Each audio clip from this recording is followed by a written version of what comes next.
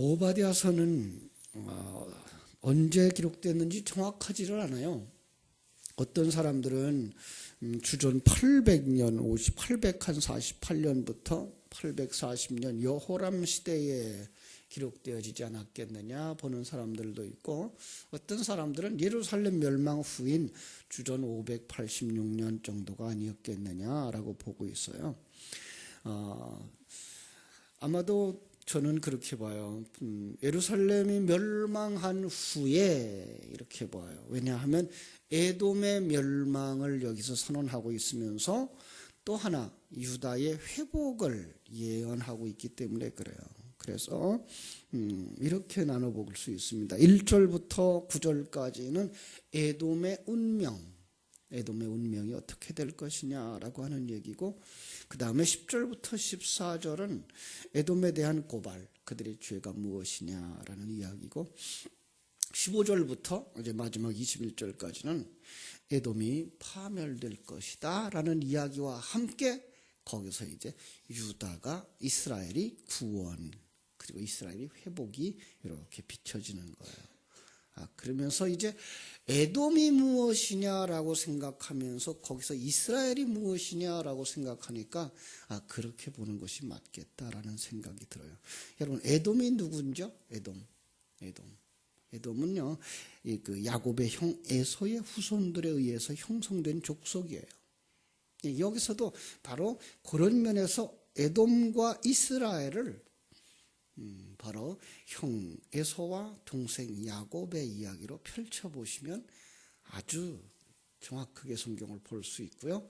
또 구약 성경의 에서의 이야기와 야곱의 이야기가 어떤 이야기를 담고 있는지 그 내용을 우리가 조금 더 이렇게 잘 볼 수가 있어요. 그 근본이 어떤 인들인지 알 수가 있는데요. 하나님이 아브라함에게 약속하신 자녀 이삭이 주어지죠. 이삭이 주어집니다. 그 이삭을 이제 자식을 낳죠. 이삭이 그 아내에게 쌍둥이를 낳아요. 그죠? 그러니까 이삭 속에 누가 있는 거예요? 이삭 속에 야곱과 에서가 있는 그림이에요. 바로 그래서 하나님께서 그 이삭을 통해서 누가 거기서 태어나는가, 누가 하나님께 복받은 자인가를 그려주고 있는 그런 그림으로 보시면 되는 거예요. 그죠? 이 세 사람을 통해서 이런 그림을 그릴 수 있는 거예요. 야곱 속에는, 이삭의 속에는 야곱도 있고 에서도 있는데, 하나님이 택한 자, 축복하는 자, 생명 부어준 자는 야곱이고, 먼저 태어났으나 그 붉은 자, 죄인이죠. 그 상징하고 있는, 세상적으로 볼 때는 굉장히 남자답고 큰일을 잘 하는 그런 사람, 장자권을 잃어버렸어요. 그런데 그리고 아버지의 복을 받지 못해요. 바로 그런 면에서 하늘나라를 유업으로 받지 못할 자, 하나님의 축복을 받지 못한 자, 이게 바로 에서고 그들의 후손이 이제 에돔이 되는 거죠. 바로 내 속에 있는 옛사람과 새사람의 모습으로 볼 수 있고요. 결국은 하나님의 생명, 그죠? 천국, 베델로 올라가는 자는 야곱이에요. 역사가 흘러가면서 두 사람은 두 족속, 두 나라로 확대되어지는데, 야곱은 약복강에서 환도뼈가 부러져서 그때부터 지팡이를 의지하는 자가 되어져요. 지팡이를 의지하는 자. 시편 23편에서도 막대기와 지팡이로 나를 안위하시나이다 한 그 하나님이에요. 지팡이가 바로 그런 하나님의 상징인 것을 우리가 알 수가 있습니다. 그래서 그는 하나님을 의지하는 자의 이제 대표가 되는 거죠. 그래서 하나님을 의지하는 자, 그 이름이 야곱에서 이스라엘로 바뀌어지는 거예요. 그래서 이스라엘이 되는 것이고요. 그죠? 그는 하나님의 선민이 되어지고 하나님의 축복받은 자를 상징하게 되고요. 에서는 세상에서는 큰 민족을 이루고 부호가 되지만 그 자손은 이스라엘의 대적이에요. 이스라엘의 대적의 상징으로 나와요. 결과는 하나님은 에돔을 멸하시고 마치 옛사람을 멸하시고 지옥에 던지듯이 옛사람을 이제 멸하는 거죠. 에돔을 멸하는 거죠. 그리고 그 속에서 새 사람 이스라엘을 회복시키는 그 그림을 그려내고 있는 것으로 보시면 됩니다. 바로 오늘 내용이 그 내용이에요. 우리 1절부터 한번 보겠습니다. 1절. 여호와께서 에돔에 대하여 이와 같이 말씀하시니라. 우리가 여호와께로 말미암아 소식을 들었나니 곧 사자가 나라들 가운데 보내심을 받고 이르기를 너희는 일어날지어다 우리가 일어나서 그와 싸우자 하는 것이니라. 자, 1절을 가만히 보면서 이걸 1절을 에돔에게 한 말로 보면은 조금 어색해요. 바로 지금 금방 얘기한 것처럼 내게 주시는 말씀에 대해서 말씀하시는 거라고 보시고요. 에돔은 우리 옛사람에 대해서 말씀하시는 것이라고 보고요. 이스라엘은 새 사람이라고 말씀하시는 걸로 보시면 정확하게 맞을 거예요. 그래서 이건 우리에게 주시는 말씀, 뭐라고 말씀하신다고요? 말씀을 듣고 너희는 일어나 우리가 일어나서 그와 싸우자 하는 것이라. 그는 누굴까요? 그가 바로 에돔이라고 보시면 돼요. 그죠? 에돔이 우리의 대적이 되는 거죠. 보라, 내가 너를 나라들 가운데 매우 작게 하였으므로 네가 크게 멸시를 받았느니라. 여기서부터 이제 에돔에 대한 이야기가 펼쳐지는 것으로 보시면 돼요. 작게 하였다, 매우 작게 하였다, 매우 미약하게 하였다라는 거예요. 매우 미약하게 하였다. 그죠? 사람들에게 대접을 받지 못하게 했다. 그래서 멸시를 받게 했다. 그런데도 불구하고 3절 너의 마음이 교만이 너를 속였도다. 바위 틈에 거주하며 높은 곳에 사는 자여 네가 마음이 이르기를 누가 능히 나를 땅에 끌어내리겠느냐 하니. 이건 바로 그 에돔 지역의 특성을 가르쳐주고 있어요. 거기는 그렇게 산에다가 이렇게 토구를 짓고 살았대요. 바위 틈에다가 집을 짓고 살아서 누가 이 바위 틈에 있는 우리를 공격하느냐, 우리는 초롱성벽에 산다, 이런 마음을 가지고 살았다는 거죠. 마치 이스라엘 백성들이 가나안 땅에 들어갈 때 여리고성같이 절대로 무너지지 아니할 것 같고 하늘 꼭대기에 닿은 바벨탑과 같아서 우리는 절대로 멸망하지 않을 거다라고 생각을 했다는 거죠. 그런데 4절은 뭐라고 말하죠? 4절 하나님이 뭐라 그래요? 내가 독수리처럼 높이 오르며 별 사이에 깃들일지라 내가 거기서 너를 끌어내리리라. 여호와의 말씀이니라. 이게 에서의 모습이잖아요. 에서가 힘이 세고 어떤 것인지 다 해결할 것 같고, 야곱은 12아들을 데리고 돌아올 때에 에서는 400여 회 그 장정을 데리고서 그를 영접하러 나갈 만큼 큰 부족을 이루었죠. 그러나 하나님이 어떻게 하신다고요? 그들을 멸절시킨다고요. 내가 전능자가 거기서 끌어내리리라. 내가 너를 심판하고야 말리라. 어느 정도로? 5절.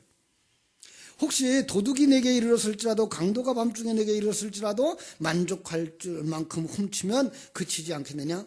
그래서 도둑놈이 가져갈 만큼밖에 더 가져가겠어요? 또 뭐라 그래요? 혹시 포도를 따는 자가 내게 이르렀을지라도 그것을 얼마쯤 남기지 아니하겠느냐? 그런데 너희들은 하나도 남지 않고 다 무너지고 다 망했구나 하는 얘기를 하는 거예요. 그래서 마지막 네가 어찌 그리 망하였는고. 누가 그랬어요? 하나님이 그들을 심판하신 거죠. 그죠? 그래서 6절에 이렇게 말해요. 에서가 어찌 그리 수탈되었으며 그 감춘 보물이 어찌 그리 빼앗겼는고. 그렇게 부유하더니, 그렇게 잘 살더니, 그렇게 초롱성벽 같은 집을 거느리고 살더니 다 수탈됐어요. 어디서 봤죠? 우리 요한계시록을 공부하신 분들은 요한계시록 18장에 가면은 18장 전체가 다 음녀가 장사꾼이 큰 성 바벨론이 비참하게 바다에 던져지는 그 결과를 보지 않습니까? 그걸 얘기하고 있는 거예요. 하나님이 그 바벨론과 같은 사단의 속성, 우리 속에 있는 옛사람을 어떻게 하신다고요? 하나도 남기지 아니하고 전부 다 지옥에 던져넣겠다고. 7절이 그렇게 막 얘기고요. 7절. 너와 약조한 모든 자들이 다 너를 쫓아 변경에 이르게 하며 너와 화목하던 자들이 너를 속여 이기며 네 먹을 것을 먹는 자들이 네 아래 함정을 팠으니 그것도 몰랐냐? 네 마음에 지각이 없음이로다. 그러니까 자기 망하는 줄 모르고 산다는 거예요. 아니 이 세상 것이 그렇다는 거예요. 여호와의 말씀이니라. 그날에 내가 에돔에서 지혜 있는 자를 멸하며 에서의 산에서 지각 있는 자들을 멸하지 아니하겠느냐. 듬이나 네 용사들이 놀랄 것이라. 이로 말미암아 에서의 산에 있는 사람은 다 죽임을 당하여 멸절되리라. 그죠? 그들은 참으로 망한다는 거예요. 왜? 왜 그렇게 망하죠? 그들이 범죄했으니까. 하나님을 모르니까. 이거예요. 이게 10절부터 14절이에요. 에돔의 죄라고 되어져 있죠? 네가 네 형제 야곱에게 행한 포악으로 말미암아 부끄러움을 당하고 영원히 멸절되리라. 여기서 형제지간이에요. 에서와 야곱이 형제지간이에요. 이건 어떻게 형제랄까요? 우리 속에 있는 옛사람과 새사람이 내 안에 있어요. 형제예요. 그런데 이 에서는 옛사람은 뭐 어떻게 한다고요? 새사람을 그렇게 괴롭히는 거예요. 못 자라나게. 못 자라나게. 성경 속에 이런 그림은 여러 곳에 나와 있죠. 그죠? 이스마엘과 이삭의 싸움. 이스마엘은 벌써 성년이 되었고 청년이 되었고, 이삭은 갓 태어나서 이제 젖대는 잔치를 하는데 그 큰애가 작은애를 늘 괴롭히는 그 모습. 여기서도 마찬가지예요. 야곱은 힘없고, 그죠? 어리고, 형은 힘이 좋고, 그러니까 얼마나 많이 괴롭혔겠어요. 우리 속에 있는 새 사람이 우리 속에 있는 옛사람 때문에 그렇게 괴로움을 당하는데, 그것 때문에 뭐 하는 거예요? 벌을 받는 거예요. 그렇습니다. 하나는 어두움이고 하나는 빛이기 때문에 그렇습니다. 자, 네가 멀리 섰던 날 곧 이방인이 그의 재물을 빼앗아가며 외국인이 그의 성문에 들어가서 예루살렘을 얻기 위해 제비를 뽑던 날에 너도 그들 중 한 사람 같았느니라. 이건 마치 바벨론이 그 이스라엘을 쳐들어와서, 그죠? 이스라엘을 침략하고 포로로 잡아갈 때 너도 그 짓을 했다는 거야. 그러니까 여기서 말하는 바벨론이라고 하는 것, 그것은 사단의 세력이라고 하면, 사단의 세력이 너희를 괴롭히는 그 일을 누가 했다는 거야? 에서 네가 했다는 거야. 에돔 네가 했다는 거야. 옛사람 네가 했다는 거야. 한 족속이었다는 거죠. 내가 형제의 날, 그 재앙의 날에 방관할 것이 아니며 유다 자손이 패망하는 날에 기뻐할 것이 아니며 그 고난의 날에 내가 입을 크게 벌릴 것이 아니며 그 내 백성이 환난을 당할 날에 내가 그 성문에 들어가지 않을 것이며 환난을 당하는 날에 내가 그 고난을 방관하지 않을 것이며 환난을 당하는 날에 내가 그 재물에 손을 대지 않을 것이며 내 거리에 서서 도망하는 자를 막지 않을 것이며 고난의 날에 그 남은 자를 원수에게 넘기지 아니할 것이 아니었느냐. 너는 뭐 했다는 거예요? 그놈들과 한 부류가 되어져서 새 사람, 그 빛으로 생명으로 자라나려고 하려고는 그것을 그렇게도 해하고 그렇게도 방해했다는 거예요. 우리에겐 잘 이해가 잘 안 되죠? 새 생명이 우리 속에 들어와서 주인된 자리에 하나님을 모셔야 된다고 말할 때에 세상의 사상을 가지고 우리는 그것을 그렇게 거절했다는 거죠. 방해했다는 거죠. 하나님 앞에 온전히 순종하지 못하게 만들었다는 거죠. 여러분, 우리 속에 그 싸움이 있다는 걸 아십니까? 이게 전쟁이에요. 이게 영적인 전쟁이고요. 아메겟돈 전쟁이에요. 그냥 밖에서 어느 나라와 어느 나라가 전쟁하는 그런 전쟁 아니고요. 바로 우리 속에서 옛사람과 새사람의 큰거한 전쟁, 용과 아들을 낳으려고 하는 여인의 전쟁, 그만큼 무서운 전쟁이 누구 속에 일어나요? 매일 우리 속에서 일어나요. 내 속에서. 옛사람과 하나님의 생명과의 싸움. 진리에 순종하고 주님의 뜻대로 살겠다고 몸부림치려고 하는 그 우리 속에 있는 새 사람과, 이것도 괜찮아, 잘하고 있는 거야,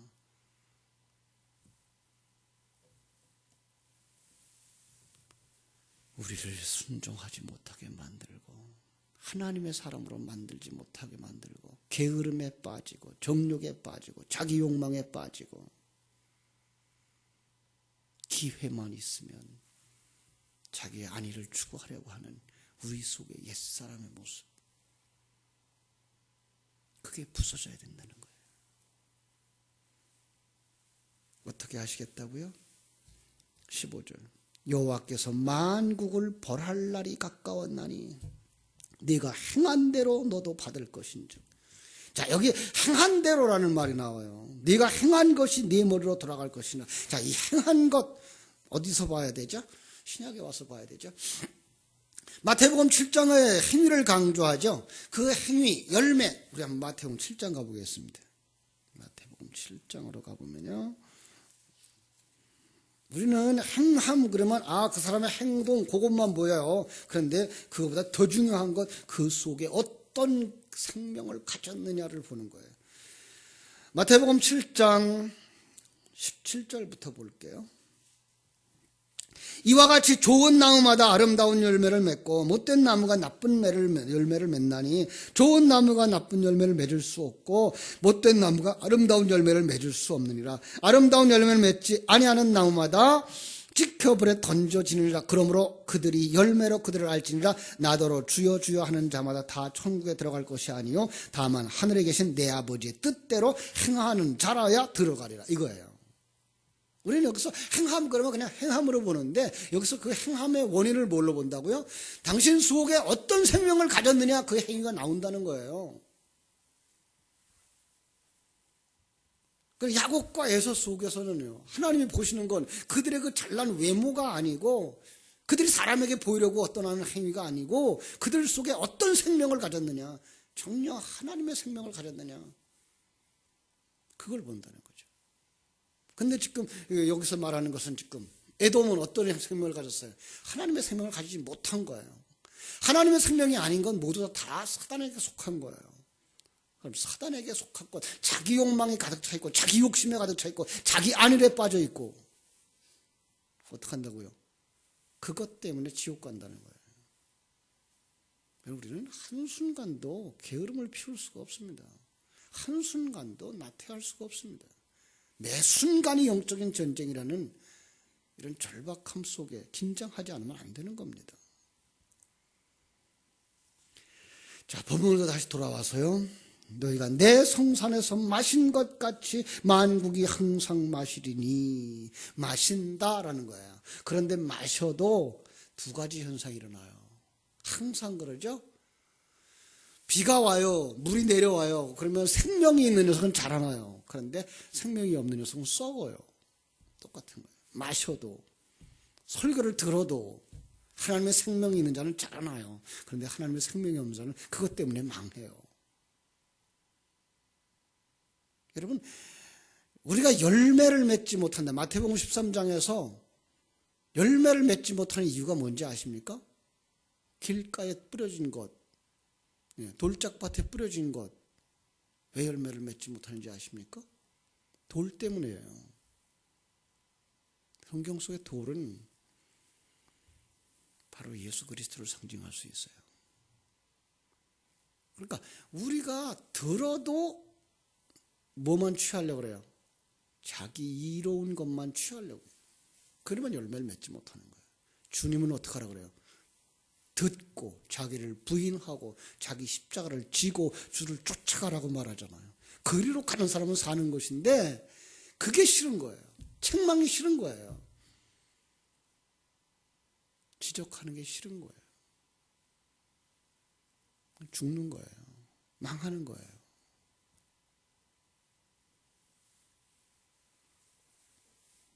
그런데 그 속에 뭐가 살아나나 보십시다. 오직 시온산에서 피할 자가 있을 것이니 산이 거룩할 것이요 야곱 족속이 자기 기업을 누릴 것이며 야곱의 족속은 불이 될 것이요 요셉의 족속은 불꽃이 될 것이라. 거기에서는 지푸라기가 된대요. 에돔은 지푸라기가 된대요. 그러니까 요셉이나 야곱은 하나님의 불, 성령을 받아서 성령의 도구가 되어지지만 그에서는 에돔은 그 성령의 불에 의해서 오히려 탄다는 거예요. 똑같은 성령이 내려왔어요. 그런데 야곱은 그리고 요셉은 그 성령을 받아서 성령이 되었어요. 성령의 불길이 되었어요. 그런데 에서는 그 성령의 불길에 타버리는 거예요.